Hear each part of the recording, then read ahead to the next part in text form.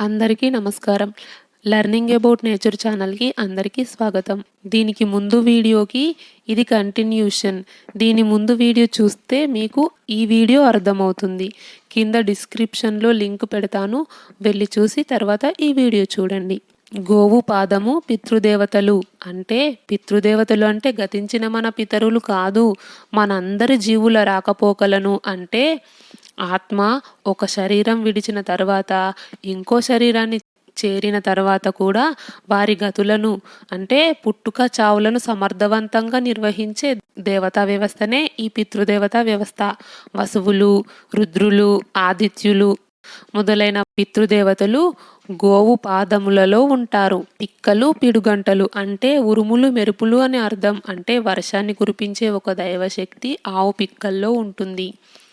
అడుగులు ఆకాశగంగలు అంటే 7 పవిత్ర నదులు ఆవు అడుగుల్లో ఉంటాయి.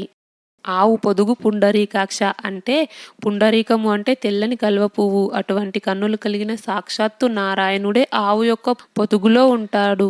ఆవు యొక్క పొదుగులో క్షీరం ఉంటుంది అంటే నారాయణుడు క్షీరసాగరంలో ఉంటాడు. అంటే ఆ క్షీరసాగరమే ఆవు పొదుగులో ఉంటుంది. ఆవు యొక్క సన్నుకట్టులో 7 సాగరాలు ఉంటాయి. అంటే 7 సముద్రాలు ఆవు సన్నుకట్టులో ఉంటాయి. ఆవు పేడలో లక్ష్మీదేవి నివాసం ఉంటుంది. పాలు పంచామృతాలు అంటే ఆవు పాలలో పెరుగు, వెన్న, నెయ్యి, తేనె అనే ఈ పంచామృతాలు ఆవు పాలలో ఉంటాయి. ఆవు యొక్క తోకలో 90 కోట్ల ఋషులు ఉంటారు. అందుకోసమే చిన్నపిల్లలకు దిష్టి తగిలితే ఆవు తోకతో దిష్టి తీస్తారు. బొడ్డులో పొన్న పువ్వు ఉంటుంది. పొన్న పువ్వు అంటే పున్నాగ పువ్వు ఆవు బొడ్డులో ఉంటుంది. ఆవు యొక్క కడుపే కైలాసం. సాక్షాత్తు పార్వతీ పరమేశ్వరులు కుటుంబ సమేతంగా నివసించే కైలాసమే ఆవు యొక్క ఉదరంలో ఉంటుంది. కొమ్ములు 1,000,000 గుళ్ళు అంటే ఆవు యొక్క కొమ్ముల్లో 1,000,000 దేవాలయాలు ఉంటాయి. వెన్ను యమధర్మరాజు. ఆవు యొక్క వెన్ను మీద యమధర్మరాజు ఉంటాడు. ఆవు వెన్నుని ప్రేమతో స్పృశిస్తే మృత్యువు దరికి రాదు. ఆవు ముక్కు సిరి. ఆవు ముక్కు మీద సిరి అంటే పశు సంపద, పొలాలు, ధాన్యం ఇవన్నీ ఆవు ముక్కు మీద ఉంటాయి. కళ్ళు కలువరేకులు. ఆవు కళ్ళలో అందమైన లక్ష్మీప్రదమైన కలువరేకులు ఉంటాయి.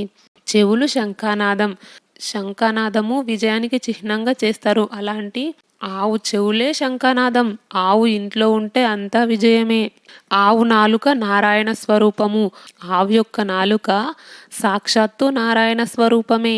దంతములు దేవతలు అంటే ఆవు నోట్లో ముందు 2 పొడవుగా ఉంటాయి కదా, ఆ దంతాల్లో దేవతలు ఉంటారు. ఆవు గడ్డి నెమరు వేసుకుంటూ ఉంటుంది. ఆ పళ్ళలో పరమేశ్వరి ఉంటుంది అంటే పార్వతీదేవి ఉంటుంది. నోరు లోకనిది. ఆవు యొక్క నోట్లో ఆ బ్రహ్మాండం ఉంటుంది అని ఈ గోమహత్యంలో ఉంది. ప్రపంచంలోనే గొప్ప స్త్రీలు అందరూ ఈ శ్రీకృష్ణుడి అడిగిన ప్రశ్నల గురించి వివరణ వచ్చే వీడియోలో తెలుసుకుందాం. ఈ వీడియో నచ్చితే లైక్ చేయండి, షేర్ చేయండి. లెర్నింగ్ అబౌట్ నేచర్ ఛానల్ని సబ్స్క్రైబ్ చేయండి. ఇంతవరకు ఈ వీడియో చూసినందుకు మీ అందరికీ ధన్యవాదాలు.